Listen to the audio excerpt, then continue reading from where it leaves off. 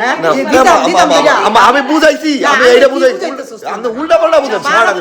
আম্মা আম্মা আমি আপনার মানে জীবনে অনেক কষ্ট দিছি না, দিতাছি কষ্ট। সন্তানরা মা বাবার কষ্ট দিল মনে করে কোনো কষ্ট যা তো পানা তারা না কষ্ট দিতাছি, নিজের কাছে খারাপ লাগে, বড় হইছি কষ্ট দেই। এখন তো আপনার সুখ দেওয়ার বয়সে কষ্ট দিতেছি, এটা কিছু হইলো? এই যে আপনি এখনো আমারে চুল পানি আতা দিতেছেন, এই যে এটা কি হইলো? আপনার চুল পানির মধ্যে তেল মেল দিয়ে দিতেছেন, কষ্ট করে শীতের মধ্যে এটি করতেছেন, এটা আমার নিজের কাছেই খারাপ লাগতেছে যে এগুলো আপনি করতেছেন। মানে এই বয়সে তো আপনার মাথা চুল পানির মধ্যে তেল দেওয়ার লাগে মানুষ থাকবো, সাথে আমারটা থাকবো, মানে মিলাই দিলাই থাকবো আর কি। তো আপনি কেন কষ্ট করবেন আমি এটা বুঝতেছি না। এই বয়সে কষ্ট দেওয়াটা এমন ঠিক হইতেছে?